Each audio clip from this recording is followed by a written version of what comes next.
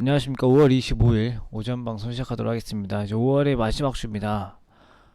주말에 이제 다들 쉬고 돌아오셨을 텐데, 일단 이번 주의 시장을 먼저 앞서서 좀 말씀드린다고 하면은, 이번 주에도 아직까지는 뭐 그 변동성 크게 키울 만한 이슈는 없습니다. 뭐 지난주에는 코스피가 1900대에서 2000포인트 딱 직전, 아니 2000포인트 딱 넘어갔다가 다시 빠지면서 여전히 1900포인트를 좀 유지하고 있는 가운데, 이번 주에도 크게 변함은 없을 것 같고요.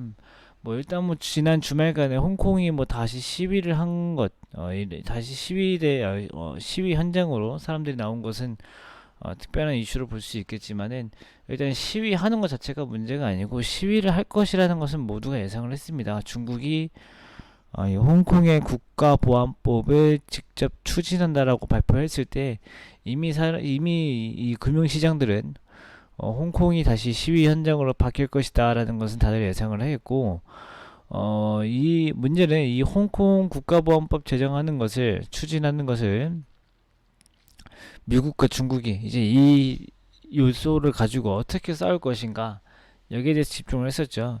그래서 일단 지난주 우리 시장에 반영되었었던 이 홍콩과 관련된 이슈는, 먼저 중국 양회에서 홍콩의 국가보안법을 직접 추진한다. 그 다음에 미국에서 이 홍콩이 다시 위기에 빠질 경우 이 중국을 또는 이 홍콩을 제재할 수 있는 이 법안을 추진하겠다 라고 하면서, 어떻게 보면 심한 말로는 홍콩은 이제 다시 금융 중심지라는 수식어를 빼버릴 수도 있다, 이런 단어를 언급을 하면서 미국과 중국의 이 긴장감을 끌어올렸죠. 지난주 우리 시장에 다 반영된 요소들입니다. 이제 그러고 나서 사실 트럼프 대통령의 발언이 가장 중요했거든요. 근데 이 트럼프 대통령의 트윗을 다시 한번 읽어보면은 홍콩과 관련된 트위터가 하나도 없습니다. 홍콩과 관련된 트윗이 하나도 없고, 오히려 이 중국과 관련된 트윗이 있었는데 안 좋은 말은 아닙니다. 오히려 트럼프 대통령은 이 농산물을 구입을 해가는 이 시진핑 주석 있죠. 이 시진핑 주석은 나의 좋은 친구다. 미국, 그리고 이렇게 얘기를 하면서 미국과 중국의 이 긴장감을 어느 정도 좀 제한하는 흐름도 나타났습니다. 이제 그리고 이제 여기에 적진 않았지만은 이 렘데시비르 관련된 이슈가 또 있었습니다. 이 렘데시비르가 사망률과 또는 치료율을 높이는데 사망률을 낮추고, 그 다음에 이 치료를 할 수 있는, 치료 속도를 개선할 수 있는 효과가 나타났다, 이런 뉴스가 나왔습니다. 이제 그것도 이제 미국 증시에선 좀 나타나면서 장 막판에 조금은 좀 괜찮게 흐름을 좀 보여줬고요. 문제는 이제 우리나라인데, 오늘 미국 시장은 쉽니다. 오늘 밤에. 그래서 뭐 변동성이 크진 않을 것 같은데, 일단은 뭐 미국이랑 중국이랑 싸우게 되면은 아시아의 통화는 약세가 되겠죠. 아무래도 이 글로벌의 자금들은 이 중국 시장보다 미국 시장을 신뢰하기 때문에, 미국이랑 중국이랑 싸우게 되면은 이 아시아 통화들은 약세가 되고요.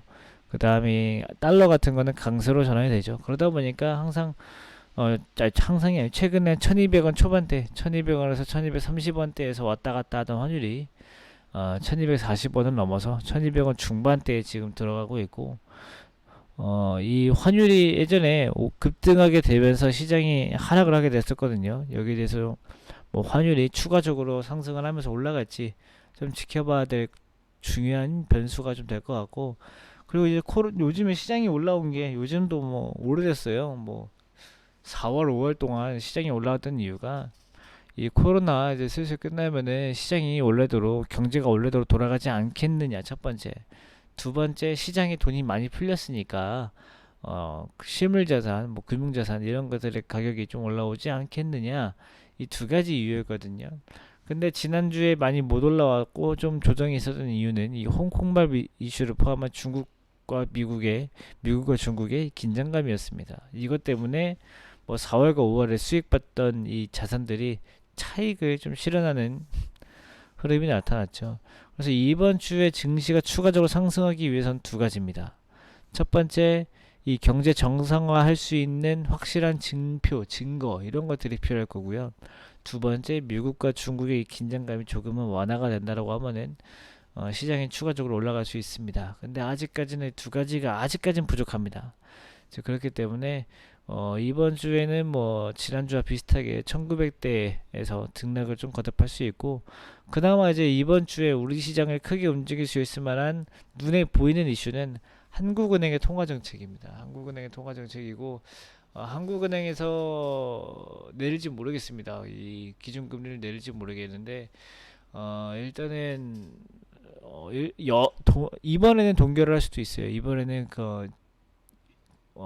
금리를 내리지 않고 동결할 수 있으나, 앞으로 추가적으로 내릴 수 있다라는 이런 이 기조가 좀 중요하거든요.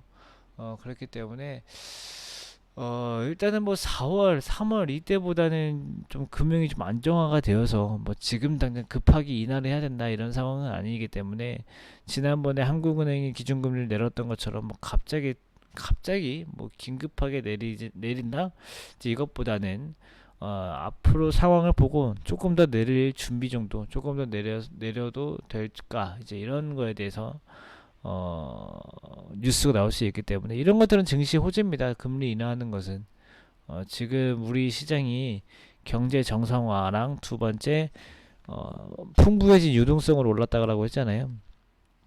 한국은행이 뭐 지금 경제 안 좋아서 금리 내린다라고 하면은, 경제 안 좋은 건 이미 사람들이 다 알고 있는 뉴스고요. 금리 내린다라는 거는 유동성을 더 늘려줄 수 있기 때문에 증시가 조금 더 오를 수 있어요.